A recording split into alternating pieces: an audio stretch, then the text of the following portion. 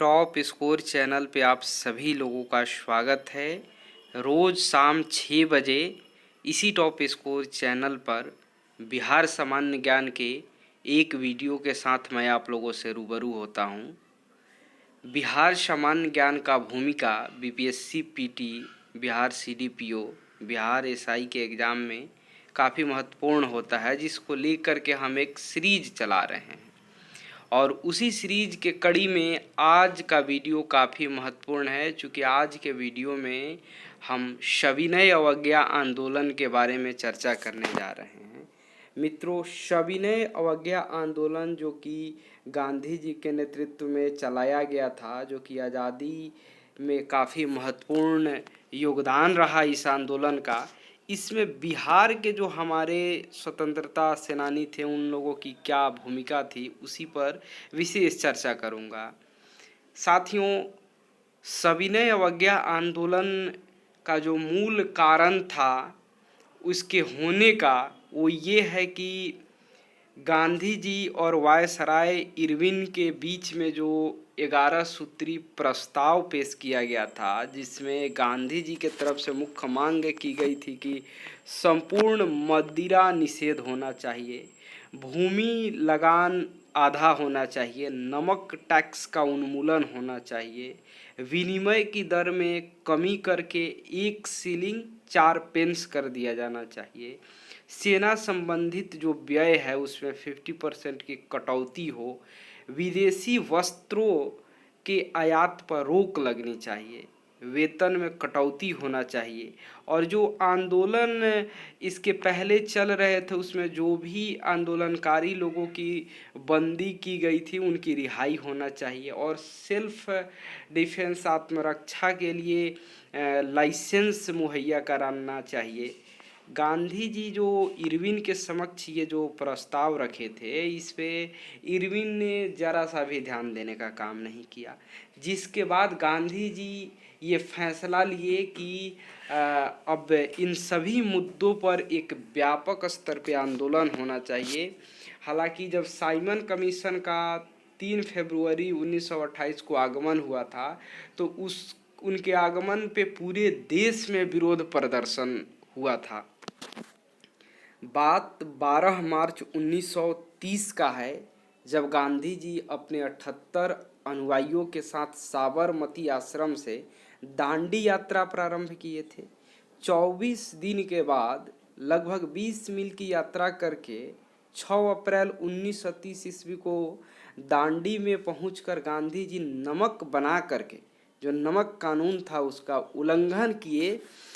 हालांकि इस नमक कानून का उल्लंघन में जो हमारे बिहार के गिरिवरधारी चौधरी उर्फ कारो बाबू थे, वो बिहार से लीड कर रहे थे गांधी जी के साथ। ये ऑब्जेक्टिव्स बनता है कि दांडी यात्रा में बिहार के किस स्वतंत्रता सेनानी ने भाग लिया था, तो कारो बाबू ने भाग लिया था।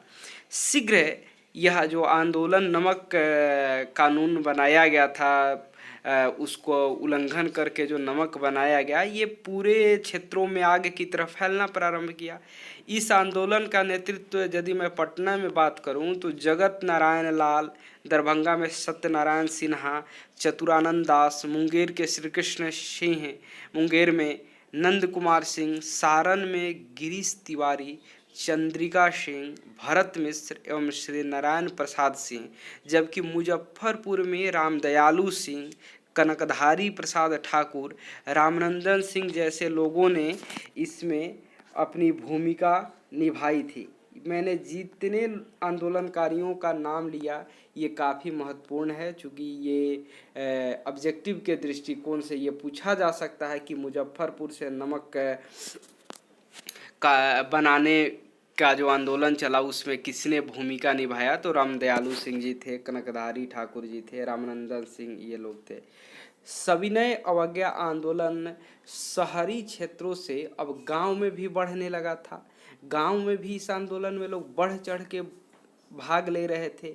यहाँ तक कि जो अंग्रेज लोगों का जो वस्त्र था, विदेशी वस्त्र का होलिका दहन किया गया था। शराब के दुकानों पर धारणा, ये सब जो तरीका थे आंदोलन का एक हिस्सा हुआ करता था। महिला लोग भी इसमें भाग लेने का काम किया था।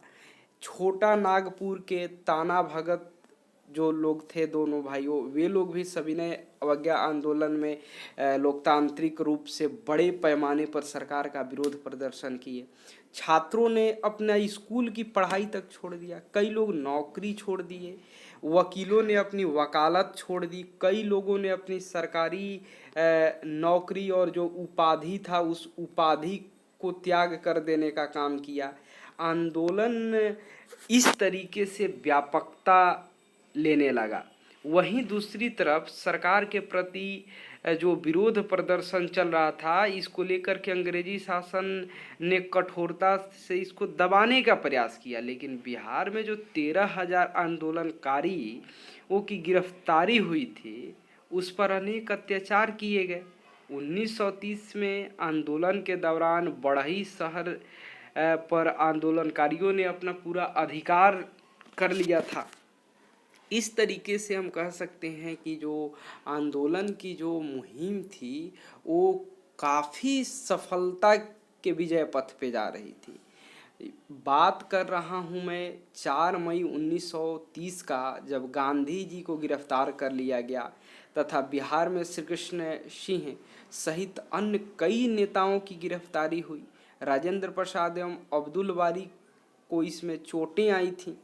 9 मई 1930 को बिहार के कांग्रेस कमेटी ने अनुग्रह नारायण सिंह की अध्यक्षता में सविनय अवज्ञा आंदोलन को स्वीकार करने का काम किया।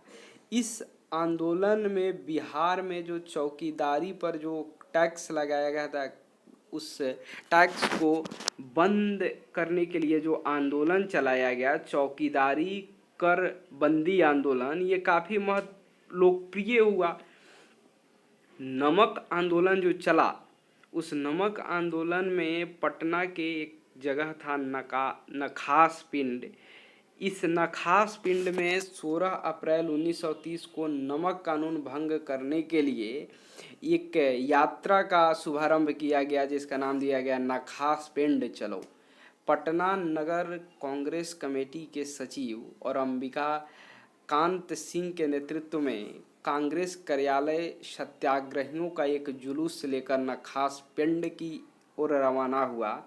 यह आंदोलन 16 अप्रैल से 21 अप्रैल के बीच चला। इस समय एक और जुलूस राम वृक्ष बेनीपुरी जी, जिन्हें कलम के हम जादूगर कहते हैं, साहित्यकार, के नेतृत्व में नखास पिंड की ओर जा रहा था। यानी पटना में कई जगहों से प्रदर्शन हो रहे थे। हालांकि शासन के द्वारा प्रदर्शनकारियों को रोक करके उन्हें बंद कर दिया जा रहा था। कई जगह लाठीचार्ज किए गए थे, जिसमें अब्दुल बारी को चोट लगी, घायल हुए। बेनीपुरी जी और रामनाथ और अंबिका कांत सिंह जी को गिरफ्तार करके 6 महीना का सज़ा तक दे दिया गया। इसके विरुद्ध में जो हसन इमाम की अध्यक्षता में पटना के भंवर पोखर मैदान में एक सभा का आयोजन किया गया, जिसका आयोजन में राजेंद्र प्रसाद, अली इमाम और सच्चिदानंद सिन्हा के द्वारा किया गया। इसके विरोध में कि इन लोगों को क्यों गिरफ्तार किया गया और सज़ा सुनाई गई। यानी चौकीदार कर बंदी आंदोलन 1930, जिसका सीधा सीधा संबंध बिहार से है, सबसे पहले मुंगेर, भागलपुर, सिवान आदि जिलों में शुरू हुआ। इन जिलों में लोगों ने चौकीदारी कर देना बंद कर दिया था, जो टैक्स लगाया गया था, और चौकीदारों को त्यागपत्र देने के लिए मजबूर कर दिया गया। यह आंदोलन दरभंगा, पटना, शाहाबाद, चंपारण, मुंगेर, पूर्णिया आदि कई क्षेत्रों में फैल गया, जहां लोगों ने चौकीदारी का जो टैक्स लगाया गया था, उस टैक्स को देने से मना कर देने का काम किया था। इस तरीके से जो चौकीदारी कर के विरुद्ध में जो आंदोलन चल रहा था, वो काफ़ी सफलता हासिल किया। राजेंद्र प्रसाद और अब्दुल बारी को इसमें कई जगह विरोध प्रदर्शन, भागलपुर के बिहूपुर में हुआ था रैली का आयोजन, जिसमें चोटें लगी थीं। बात 30 जून 1930 का है, जब कांग्रेस को अवैध संस्था तक घोषित कर दिया गया। 5 जुलाई 1930 को राजेंद्र प्रसाद जी को गिरफ्तार कर लिया गया। बिहपुर थाने के लगभग 130 चौकीदारों ने इस घटना के विरोध में त्यागपत्र दे दिया। इस तरीके से जो चौकीदार कर बंदी आंदोलन चला वह काफ़ी हद तक सफल नज़र आया। अब मैं बात करने जा रहा हूँ 9 मई 1930 का, जब बिहार प्रदेश कांग्रेस कमेटी ने विदेशी वस्त्रों और शराब के दुकानों के आगे धरना देने का प्रस्ताव किया था। इस प्रस्ताव से प्रेरित होकर छपरा में जो जेल में जो बंद कैदी थे वे लोगों ने विदेशी कपड़ा को पहनने से इनकार कर दिया। वे लोग स्वदेशी कपड़ा की मांग कर रहे थे और स्वदेशी कपड़ा नहीं देने के विरुद्ध में वे लोग कई दिनों तक नंगे रहे, जिसे नंगी हड़ताल नाम दिया गया। तो इस तरीके से हम कह सकते हैं कि नंगी हड़ताल का संबंध छपरा में जो जेल में जो कैदी थे उनसे हैं। ये एक बड़ा ऑब्जेक्टिव से यहाँ बनता है कि नंगी हड़ताल किस जेल से प्रारंभ हुई और ये कब हुई, तो 1930 में। हालांकि नंगी हड़ताल बहुत सफल हुआ, चूँकि नंगी हड़ताल के आगे अंग्रेजी इस प्रशासन को विवश होकर के उन्हें स्वदेशी वस्त्र उपलब्ध कराना पड़ा।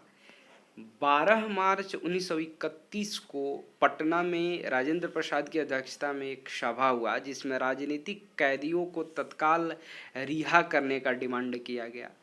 23 मार्च 1931 को भगत सिंह और उनके साथियों को फांसी दिए जाने के कारण पटना ही नहीं बल्कि पूरे राज्य में व्यापक स्तर पर विरोध प्रदर्शन किया गया। 26 मार्च को पटना में पूर्ण रूप से हड़ताल किया गया। उधर 28 दिसंबर 1931 को जब महात्मा गांधी जी गोलमेज सम्मेलन से निराश होकर के भारत लौटे और पुनः आंदोलन को तेज करने का आह्वान किया, तब 4 जनवरी 1932 को राजेंद्र प्रसाद, ब्रजकिशोर प्रसाद, कृष्ण वल्लभ सहाय, जगत नारायण दास, मथुरा प्रसाद, प्रजापति मिश्र जैसे लोगों ने को गिरफ्तार कर लिया गया। ये लोग गांधी जी के आह्वान पर फिर आंदोलन को तेज कर दिए। 7 जनवरी को श्री कृष्ण सिंह, नामधारी सिंह, तेजस्वी प्रसाद, राम प्रसाद गुप्त को, 9 जनवरी को निरापन मुखर्जी सहित इन लोगों को गिरफ्तार कर लिया गया था अंग्रेजी प्रशासन के द्वारा, जिसके विरुद्ध में ये तो गांधी जी लौटे थे तो दूसरे चरण में ये आंदोलन चल रहा था, जिसके बाद से 26 जनवरी को पूरे प्रांत में स्वाधीनता दिवस मनाया गया। दोस्तों, ये बहुत बड़ा एक ऑब्जेक्टिव्स बनता है। यही 26 जनवरी को पकड़ करके तथ्य को ध्यान में मद्देनज़र रखते हुए संविधान लागू करने का काम किया गया। संविधान दिवस जो 26 जनवरी चुना गया उसके पीछे यही कारण था। हालांकि अंग्रेजी जो सत्ता थी, इस सत्ता ने सांप्रदायिक पंचाट का घोषणा कर दिया था, जिसका गांधी जी जम करके विरोध किए, आमरण अनशन तक शुरू किए। भीमराव अंबेडकर एवं महात्मा गांधी के बीच इस विषय पर पूना में समझौता हुआ और सांप्रदायिक पंचाट को वापस लेने का निर्णय लिया गया। हरिजनों के उत्थान के लिए गांधी जी ने हरिजन सेवक संघ की स्थापना की, जिसकी अनेक शाखाएं बिहार में खोली गई और बिहार के जगजीवन राम, जगलाल चौधरी जैसे नेताओं ने हरिजन सेवक संघ में अपनी महत्वपूर्ण भूमिका निभाई। सविनय अवज्ञा आंदोलन 1933 के आते प्रभावहीन होने लगा था, जिसके कारण इसे वापस लेने पर विचार किया जाने लगा। हालांकि 18 मई 1933 को बिहार कांग्रेस ने अपना आंदोलन स्थगित कर दिया। लेकिन जो ये व्यापकता चला, अंग्रेजी सत्ता को जिस तरीके से पूरे भारत में विभिन्न तरीकों से विरोध झेलना पड़ा और ये सविनय अवज्ञा आंदोलन की जो सफलता हुई, उससे कहीं ना कहीं अंग्रेजी प्रशासन की नींव हिलती नजर आई। अब मैं बात करूंगा व्यक्तिगत सत्याग्रह का। दोस्तों, 1940 में बिहार के रामगढ़ नामक स्थान पर भारतीय राष्ट्रीय कांग्रेस का 53वां अधिवेशन मौलाना कबूल अबुल कलाम आज़ाद की अध्यक्षता में संपन्न हुआ। इस अधिवेशन में महात्मा गांधी जी ने व्यक्तिगत सत्याग्रह का नारा दिया।